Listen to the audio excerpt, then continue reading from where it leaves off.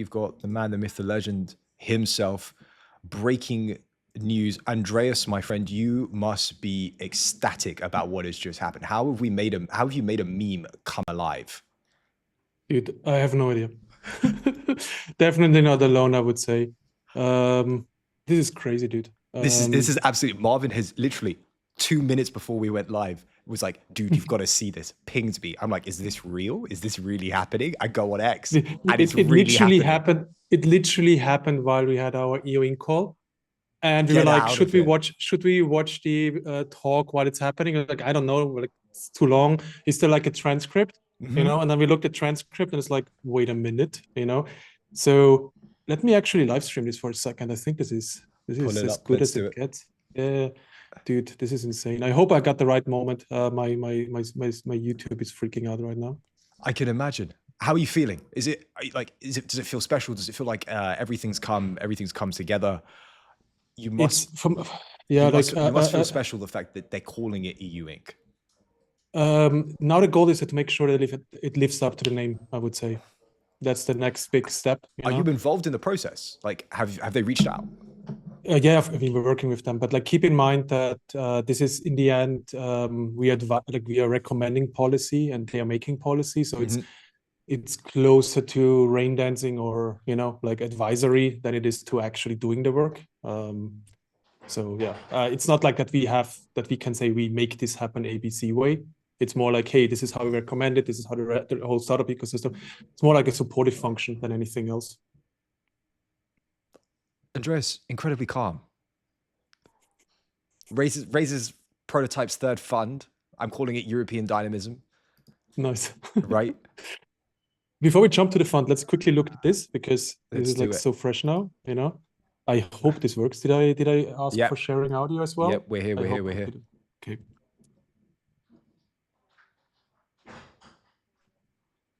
Have we got audio? Did you hear it? Tell me yes. I can't hear it on my end. Tell me, can you share the audio? It's my bad. Let me quickly. I'm an idiot. Okay, I will do all of this, including the reaction again. It's okay, live. Let's go. It's live. It's okay. Do it. Okay, so this happened literally 5 minutes ago. We call it EU Inc. with a single and simple set of rules that will apply seamlessly over our union. Literally right now at Davos, like how freaking epic is that? Like Viraj, like what the hell? What are you thinking? Like this is crazy, isn't it? It's absolutely ridiculous. It is. I don't think, at least in my head, this was going to happen for another year or 2 years. I knew you had momentum coming in from the back end of last year because we've had you on the show twice to talk EU Inc, to talk how things were being turned up, being invited, etc. I grokked Twitter recently and realized this has been longer than just the last 6 months. This has been almost a year and a half in play. They haven't reached out yet. They're calling it EU Inc. They've obviously absorbing that name. It's going to be a lot of fun. Yeah. Like we have been on this since pretty much 2 years now, with EU Inc explicitly, and launched in summer last year, like end of summer, like I think the official launch was in October, but like, with pre-work. Then we did like a full legal proposal with the best legal teams in Europe, like Auric, Burdenberg, Osborne Clark, and a few others. And have been working with the commission since then, like regularly, like in an advisory function and like stuff like that. Completely insane. That is my summary. That being said, taking the like adopting the name itself is a very good signal. But now it's like up to living up to the name. Like now it's to make sure that it's actually what the startup ecosystem asks for. But I think this is a very, very good signal, and this is literally like the president of the European Union talking at the World Economic Forum in Davos. Like I think that's as peak as it gets when it comes to political royalty. I completely agree. It almost feels American-esque in that regard, right? It's like when Trump says something and then when someone says something in the market and then Trump absorbs the name, it feels very much in that same vein, right? And then it becomes reality. I guess the question that I have to ask amongst this is, you talk about how it's like it has to live up to the name. What's the single thing that it needs to live up to? Like it has to do what you said in your in your advisory we policy? we have basically like there's a full detailed proposal if you want to read 100 pages, We'll like clip 80 in. to 100 pages in legal text. Sure, go for it. But on a high level, it's essentially three things. Number one, it has to be an actual true European standard. That means it's the same in every country, you know. And in political language, that means it needs to be a regulation of a specific kind, 532, whatever, TFE EU. There's like a whole inside baseball thing around this.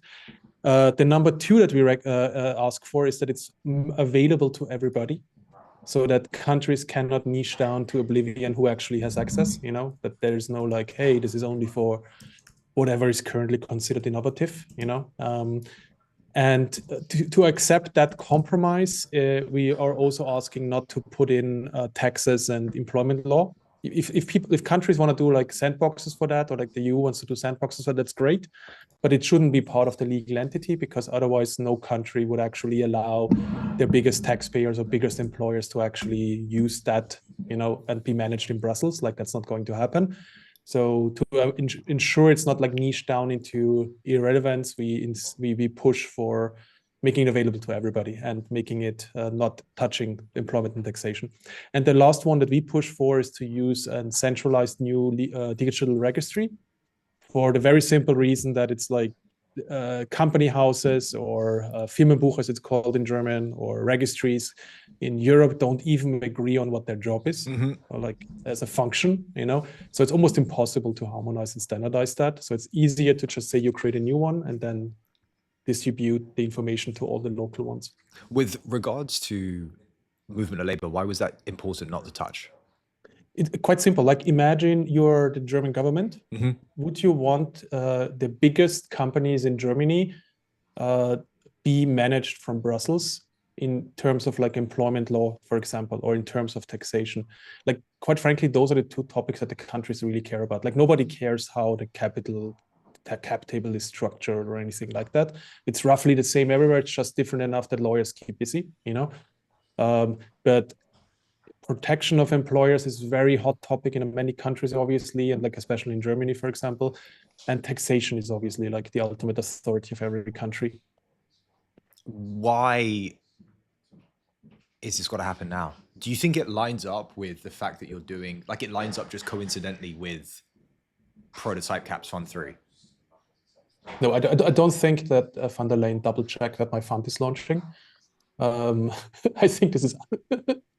I need to ask her, you know. Just, do you not have her on speed dial at this point? Sure. Of course I do, dude. Of course. Her and everybody else. Like I'm meeting Donnie afterwards, you know, like That's just how I roll. Yeah, of course. Andreas, if there's anyone that could, it'd probably be you. Like, let's be perfectly honest at this point. Appreciate, but no. Like no speed dial, let's say it this way. And I'm also like super excited that they actually take all of this serious and they take startups serious, because we need new GDP driving companies. We need like new massive companies here in Europe, and startups is the way you build this, you know. Before we get onto the fund and onto Fund 3, I want to ask, in the lead up to this happening, did it ever feel ridiculously serious, or has it always felt memeable? No, like all of that is super serious. Yep. Even like, in conversation, even through the advisory work, they was always being taken seriously. It wasn't just pushed aside as like, we just have to do this because we need to engage with the market. I mean, point of view, how much you take politics serious. You know what I mean? Like in the end, politics is always like people repeating stuff, and you know, it's like you can't take politics too serious in many cases, because a lot of it is like very emotional sometimes, you know. But also like this whole thing has been very serious from the very beginning, from the very simple point that we need startups to win in Europe, and the only way to do this is actually work on European scale. Like we cannot compete on local scale. Like you cannot have Lithuania compete with China, you know, that doesn't work, you know. And for that we need the correct legal setup, and you do that by working with politicians. Why are you not in Davos right now? I'm not. I don't speak there. I'm not rich enough, dude. Like, fuck. No, but like jokes aside, yeah, that's actually the reason. Like I didn't get any speaking gig, and if I don't have a speaking gig, I don't go anywhere, because it's just like I'm not a good networker. Like I'm like awkward in the corner, you know. And if I'm like speaking somewhere, like at least people approach me afterwards.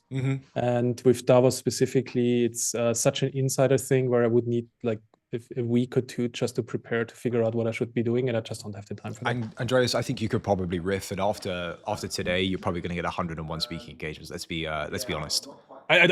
Dude, I don't want more speaking engagements. I know you don't want speaking engagements, but like goal of next year, Andreas and I enjoy this because I love you, dude. Like, you're amazing. What you do is amazing, and your show is amazing. But I don't want like normal speaking engagement. It's like a lot of work. I do them if I think it's absolutely valuable, like either to the group there or to me. Otherwise, I try to avoid it because it's just too much travel and everything. I want to like spend my time investing. I want to spend my time talking about amazing stuff in Europe, you know. And you can't do this if you're constantly like on some random panel.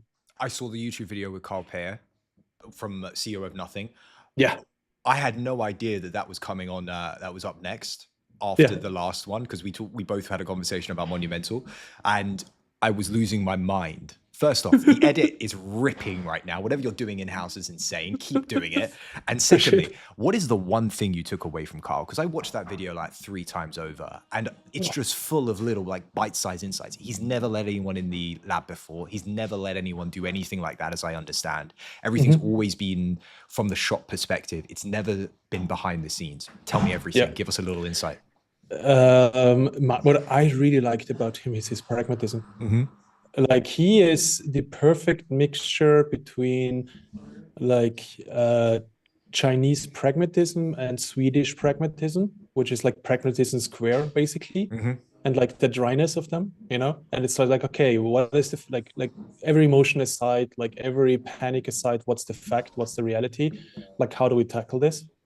And that combined with like an absolutely unrelentless push forward, like it's crazy. Like, if even you like, I wasn't able to like put everything into the video that we discussed because of, you know, like not everything is public, but the amount of ambition they have on new projects is like, I love this. Like, it's epic. We need like multiple more companies like that. What I took away from that mostly was less about the hardware and more about the software, right? Like, the form factor is going to change. We might not have the phone, but the idea that the software that you use and the software that I use should look different and feel different, and we engage with it differently. How does that translate from a company that is so focused on, or has been so focused on, building hardware? The way I understood it, and like we have to get Carl on your show. Yeah. But like the way I understand this is essentially with AI, the concept of apps becomes less important because you can theoretically like one-shot an app that you need. So you're basically in the world of personal software now. Theoretically, like obviously in practice it's not there yet, but like theoretically. But if you think about it, like if you actually want a good companion device, if you want the thing to make your day easier, more structured, be able to like answer certain questions and so on, you don't need 80 apps for this anymore. You can do most of this through API and like very good APIs connected to it, you know. So my understanding is that will be one of their largest focus in the next years, to figure out how to rethink the software layer on phones. The other stuff that's interesting to me personally is also like how much of like you can rethink these. I don't know what is public. I need to rewatch the video myself. But like basically how much of like different hardware ideas you could bring to market once you have AI as like this ultimate solution in place. You know what I mean? And I think that could be their wedge in the near future, because they have a very much design experience centric background. You know, that was always like their main thing, not like who can build the cheaper camera, but like who can like figure out UX better, who can figure out experience better. So I'm very excited for them personally. Do you see I wouldn't say the future vision, but sort of the understanding of history in Carl? I think like the greats understand where they've came from and come to, and Carl's one of the few people that's like gone and redone it in the same industry, almost like Jobs, right? In that he's gone and built a phone company, sold it, exited, and then gone, well, you know what, we're just going to run it back and we're going to do it again and better, and I'm going to do it my way. Do you see him understand where he's come from and 100%. the way the hardware's evolved and going to look to the future of the form factors going to change and how we interact is going to change? 100%. Do you think it's going to get you to convert from an Android? Well, we could get Apple people to convert to Androids, or nothing. I hope so at some point, right? Like on me, Apple has like a tight lock, and they do this with their whole ecosystem and their whole like locking ecosystem. So like, let's see. But regarding Carl, what I really liked about him is like how much of his Swedish background comes into this.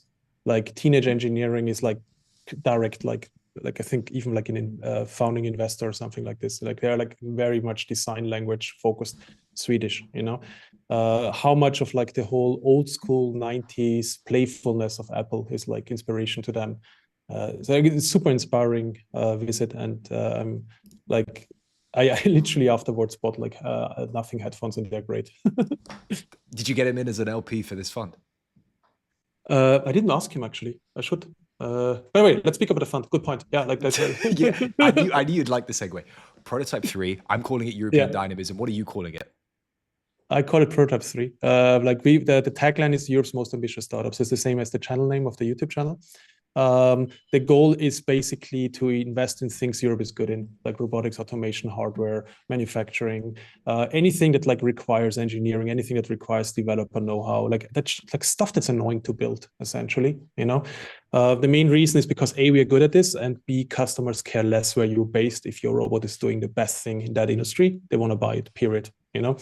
So we're doing the new fund. We raised 15 last year and had like a bunch more inbound. So we like extended another 5 for a few more LPs.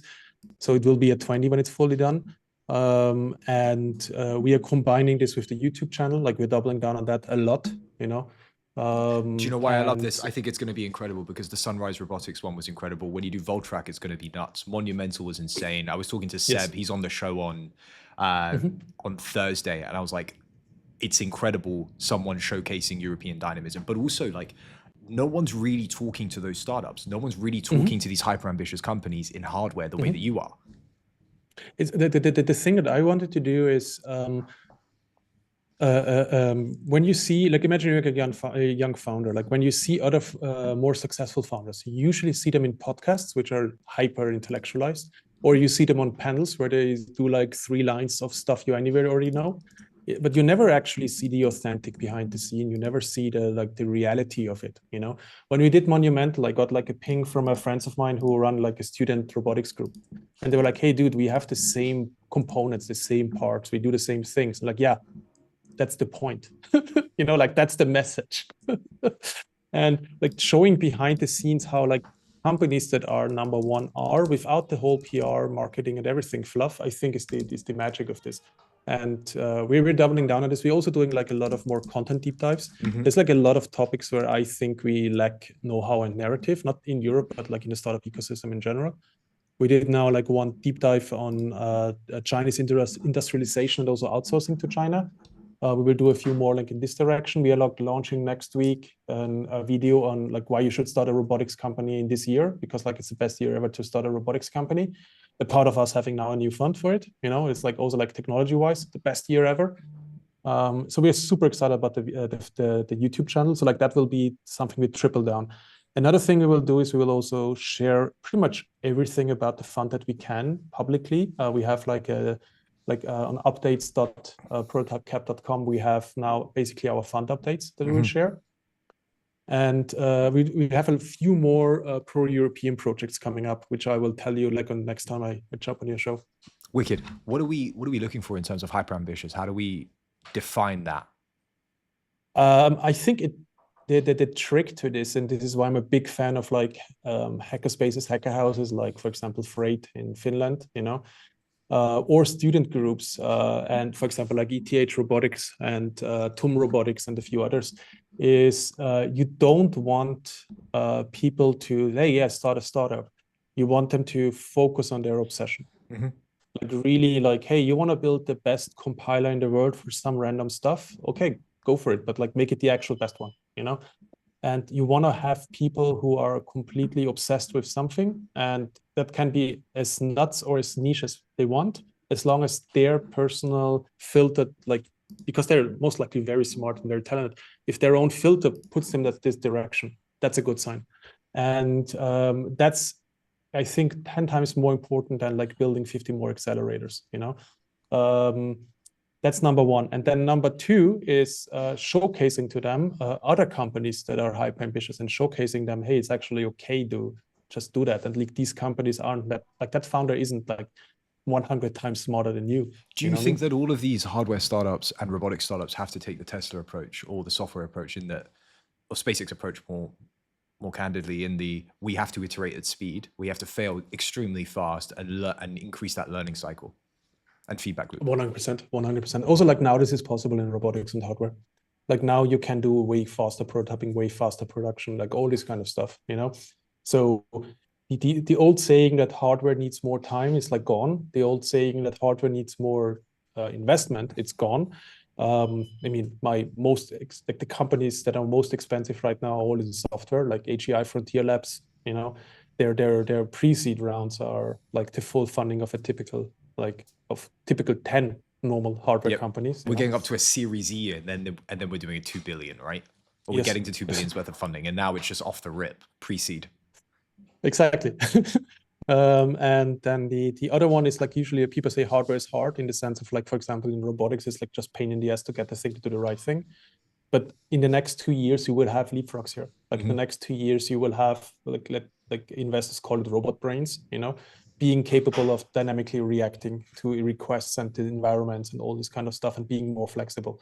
And I'm not joking when I say this is the best year ever to start a robotics companies. There's so many technical tipping points that are happening, like literally like in the last 2 years and the next 2 years, from computer vision down to reasoning and like down to dexterity and like 50 other things, including production of components, production of like everything, like now. Like even if the company you're doing now, like imagine you spend the next 3 years in robotics, even if you fail with that company, you will be on that curve that goes up by default, and you will be one of those people who are like the go-to people in robotics, So if you're a technical founder thinking about doing something in robotics, like definitely do it, Is there something? And next week we'll launch a video about this. Next week as well. You know me, I'm always tuned in, right? And it's always great. Like I deeply liked the Chinese episode because it gave us an understanding of what was being outsourced and what we can bring back. It almost felt like a YC call to action, like call for startups, and like look at every single piece of this, go through, like grok it, understand what we've talked about, and then go build something for that, because that's what's being outsourced. Was that the intention, or was that just byproduct? No, 100%. Like what people what people don't understand is in frontier tech you can't really outsource in that sense, especially in manufacturing. Like the classic idea of the 80s that hey, this is the cost center, let's put this where labor is cheap and so on and so on. And then we save a lot of money and make much more profits. It's a trap, essentially. Because if you actually do the manufacturing, you have the know-how. Like the people who build it, like the people who will actually afterwards own it, because they are the people who make the learnings, And like this is like so fundamentally misunderstood. And then you have the second problem here is like very quickly, it's no longer about them having cheaper labor. It's about them having the network effects of like dozens of companies in that space and actually having the capability and having the know-how and the knowledge. And all of a sudden, they're not that cheap anymore in labor. They're just like the only ones who can do it. And so I fundamentally think that in frontier tech, outsourcing is a trap for a region strategically. I was looking at the CES. I talked to Marvin just before we jumped on the show, and he was like, ask Andreas about Willow. Bluetooth. Okay. Are we allowed to talk about this already? I don't even know. I was talking to Marco about this earlier because they announced at CES, right? And I was looking at that. Is that the type of technology we're looking for? Stupidly ambitious, unreasonably ambitious, and thought to myself, it's going to make him smile because it's come from Europe. I hope Marvin is not messing up here. I hope we're allowed to talk about this. So it's one of our companies. They are essentially doing charging in a room. And you have a device that like there's no, you don't plug it in, you don't put it anywhere, you just have it in the room and it gets charged. And that's a technology that comes from Finland, from a startup called Willow. And they presented at CES and they won like, I think the Innovation of the Year award or something. Yeah, something like that. And they're still completely stealthy. Like this is like a hyper competitive industry, as you can imagine, I've never seen anything like it before. And I was talking to Marco, who's working on the team there, and I was like, we've got to get you on the show. So he's flying in next week, hopefully. Oh, okay. If Marco is comfortable starting to talk about this, I'm comfortable. Don't know yet. We'll pause there because we don't want to let anything out too much. We'll let him do it, and then we'll get you back on. But dude, like my goal is like if your idea is overly ambitious, but you know that you can make it happen, like overly ambitious but only slightly impossible. That's the goal, and that's what we're looking for. Andreas, I've never posed this question to you, but what is the value add of Prototype Cap compared to other funds? Like, why do founders choose you, except for the fact that you are just relentless when it comes to this? I always joke to founders, like if they ever need to depend on the value add of their investors, they're already screwed, and I genuinely believe that. And I believe that from my own founder experience, and like experience in multiple companies. Value add is like a thing that people like to say. And actually, in reality, in almost all cases, it's a thing they like to say towards LPs so that they sound more differentiated. Like, oh, we have this whole platform team that can do A, B, C, D, F, E. And then if you actually, as a founder, work with it, it's completely pointless and useless, but it sounds great in a pitch deck for an LP. And that's the actual reason why they have these platform teams. It's not that they want to, some maybe one and can do this, not all of them are useless.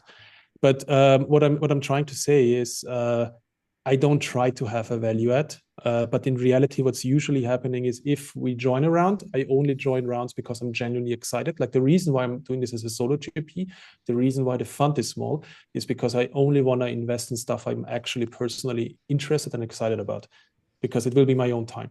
You know what I mean? And I cannot fake excitement. I cannot like, hey, you have a spreadsheet telling me how amazing your company could be. Like, I don't care about your spreadsheet, you know what I mean? So I genuinely need to be excited. And what ends up happening is that I'm usually one of the people who make the most introductions to happen, like have rounds happen, like to make the funding happen, all this kind of stuff. That's usually what's happening. The other thing is, in my experience, once you're successful, you have a lot of friends. Like all the other funds, like they have like maybe whole teams, maybe the partners. Like if you're successful, you're like everybody helps you. If you're not successful, you need to pivot. That's actually fun for me. Like product positioning is actually one of the things I enjoy the most. So like usually what I like in practice, what we help with is fundraising and product positioning, but I would never ever call it value add because I think that term is absolutely ridiculous. Last question before we let you go. If there is anything that we shouldn't build in Europe from a perspective of like, don't build another drone company, don't build another laser company, what shouldn't we be building? Don't try to emulate. Build what you genuinely think is useful and exciting and like what you personally obsessed it, Like I believe everybody can only win in life in their own way. And don't try to build a company that you think investors want. Don't try to build a company that, like that's currently hype in the US. Don't do that. Do what you think is absolutely needed and you're obsessed about. And that will win. Like everything else can't. Andreas, this has been a pleasure. I talked to Voltrak last week, as you're probably aware. Yeah. We said that we'd get a wine on top of Thor. Me, yes, you, and the team there. Did they tell you? They told me yesterday. Yeah? They met. Wonderful. They came to my office. This is happening this year, so I'm going to give you a call at some point and say I'm in Spain. I need you to jump on a flight over. Yes, I will do this. Andreas, I'll see you soon. Thanks so much for the time. It's an honor. Bye bye.